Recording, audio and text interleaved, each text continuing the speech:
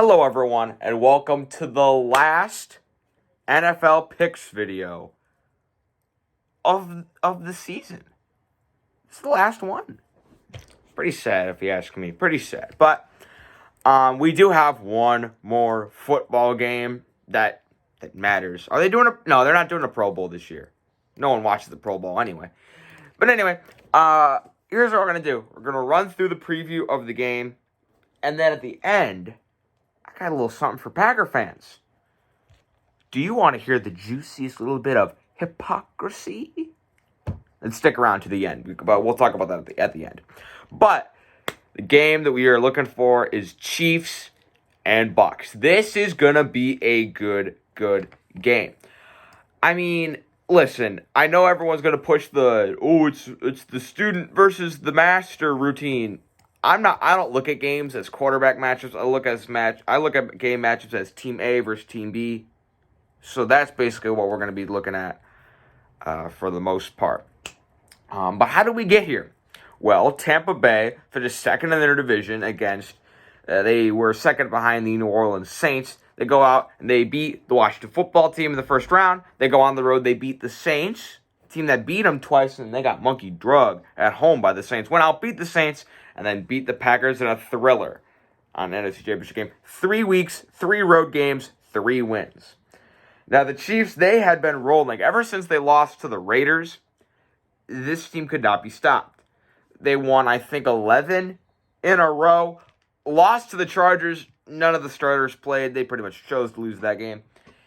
And then they go out and they beat the Browns. Close, great game against the Browns. And they did end up beating the Bills pretty handily in the AFC Championship game. But that's how we get here. Now, Kansas City offensive lineman Eric Fisher is out for the game, which is interesting. Definitely of note, the fact that he won't be playing. He's one of the better guards or tackle. I forget which one he plays. Offensive lineman in football. He's one of the better ones out there.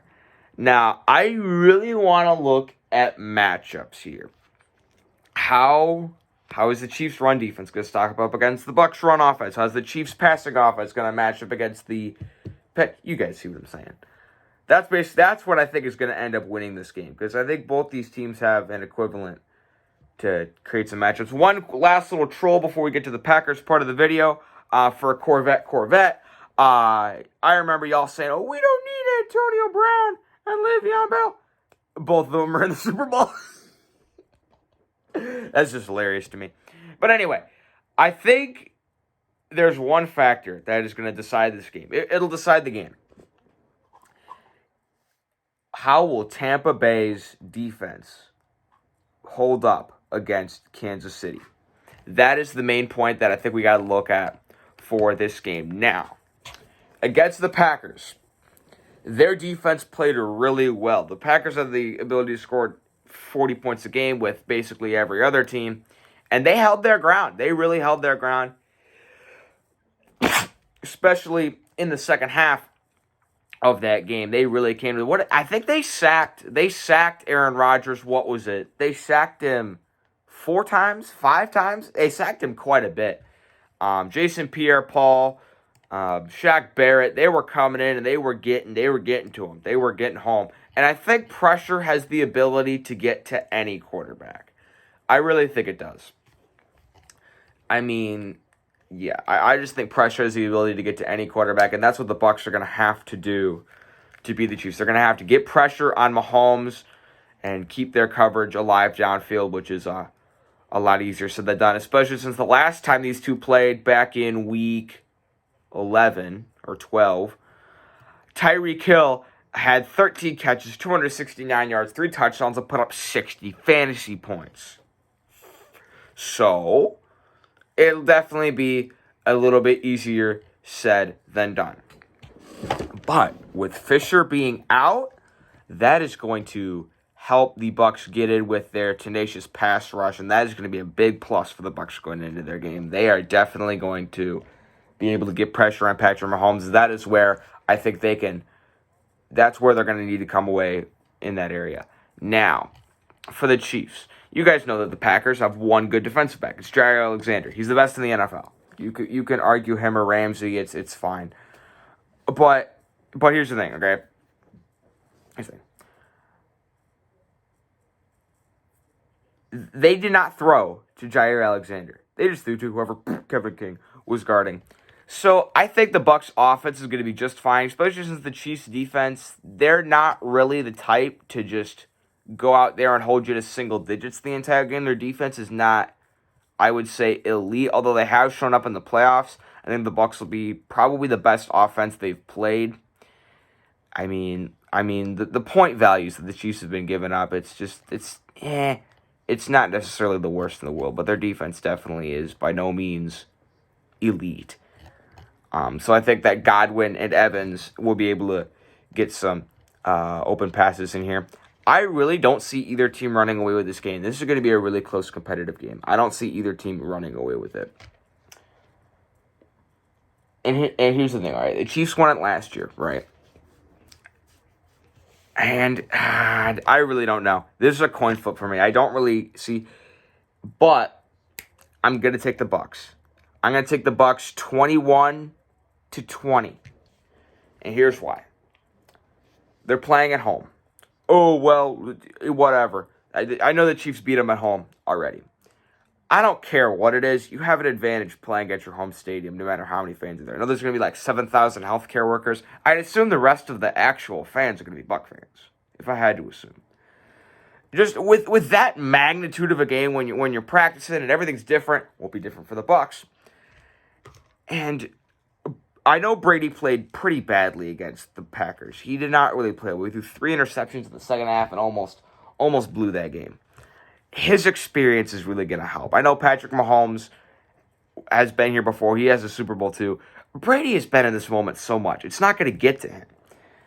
And I just think with Fisher being out, I really think the Bucs are going to get in there with a tenacious pass rush. And I think the Chiefs are going to struggle a little bit offensively. And I think the Bucs are going to be able to make enough plays late in the game, as long as they can hold Kansas City throughout the early part. When it comes to that later spot in the biggest moment of everyone's life, Tom Brady is prepared for that. He's done it before. And I know I said I wasn't going to make this a quarterback thing. Can you bet against Tom Brady in the Super Bowl? No, you can't. And that's not the only reason I'm picking him. I gave other reasons, but I just think the Bucs are going to be able to I think they're going to pull it out. The Chiefs, I think, are the better team, but the Bucs have all the intangibles going for them. It's like they've got the experience edge. They've got it at their home stadium. I just think they're going to come away with it. Think about this. They won 3 playoff games in a row, and now they're coming back home. That's going to be such a huge advantage for them. It's a coin flip for me with all that. I'm going to take the Bucs. I know a lot of people are going to go with the Chiefs. It was a close game the last time these two played. The Chiefs ended up winning by 3. They were up, 20-0, 17-0 after the first quarter. But the Bucs came roaring back and almost ended up coming away with the win there. But you learn more from your failures than your successes. I think the Bucs are going to use that to beat the Chiefs this time. So that's what I think should happen. I'm going to say 21-20.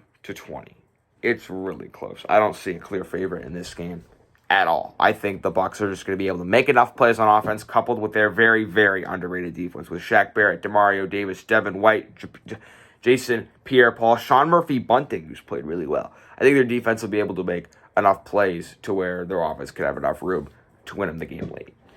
Now. How are we doing, Packers fans? How are we doing? I just want to mention something to you real quick.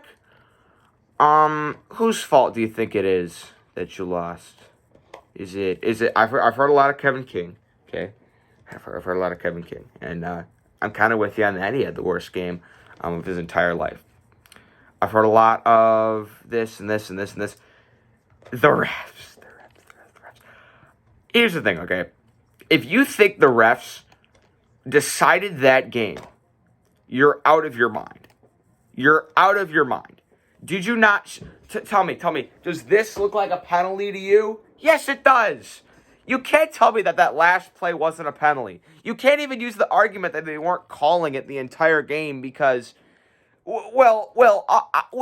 Also because of the fact that there weren't that many egregious pass interference calls. You can touch the receiver and it's not a penalty. And I just want to read some comments. I'm not going to say people's names because when the Bears played the Packers, I forget who it was. I think it was Buster Screen. 4th and goal. Devontae Adams goes out they're going for it on 4th and 8 or something. I was like, I don't know why they're going for it. Devontae Adams, he does this. He goes out for a pass. Bears defender kind of grabs him a little bit, but you could tell it wasn't really stopping his progress.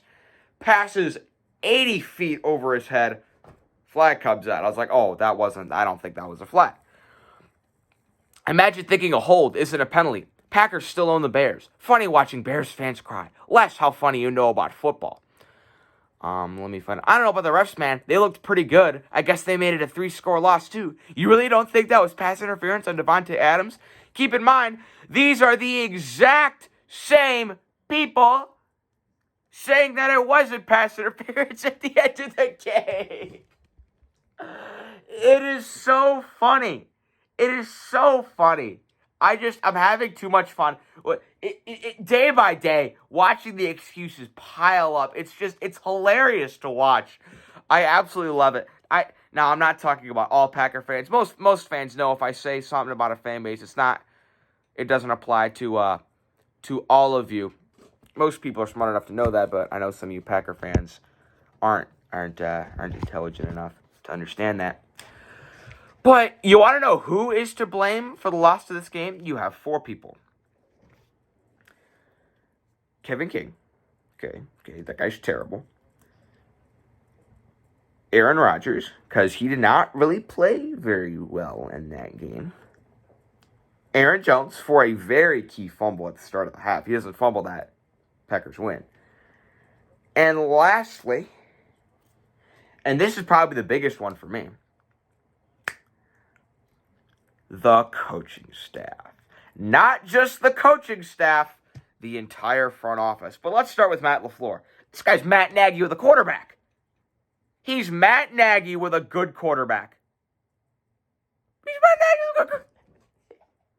He is Matt Nagy with a good quarterback. Okay? I mean, this guy, I don't get it with him. I do not get it with him. I mean, he's such an analytics guy. Yeah, listen, I'm as much of an analytics nerd as they come, all right? I'm as much of an analytics nerd as they come. You do not go for it on 4th and goal when you're down by a touchdown? Excuse me? You kick the field goal. Guess what, genius? If you kick the field goal, you still need a touchdown anyway. I just don't understand why they ended up kicking the field goal. If they go for that, what are the odds that you get? What were they on, the 10? 4th and goal at the 10? You could get that. You have Aaron Rodgers. Come on. Literally, come on. You could get that. And also, drafting a backup quarterback and 3rd-string running back over Patrick Queen and company. Oh, my goodness. And you know what the best part is? 0 improvement from year to year from the Packers. 0 improvement. Not at all. Get boat raced in the NFC Championship game again. But just watching you guys blame the refs, it's just hilarious. Please keep doing it. I absolutely love it. Let's see. Imagine thinking a hold isn't a penalty. This is the same guy that ended up. He was the main vocal complainer in the it's the refs' fault, woo. You know what blaming the refs is? It's an excuse. I know I've blamed the refs before, but I've never said it was the main reason a team lost a game. Unless it's painfully obvious. Like when I was complaining about the refs in the Bears-Packers, I was like, oh yeah, the refs accounted for 14 Packers points. Bears lost by 19. So it's just, you guys like to run with your narratives, and it's hilarious and cute to watch. So just keep crying and complaining about the refs, and go draft another running back in the draft. When the Bears get Deshaun Watson, don't come complaining to me.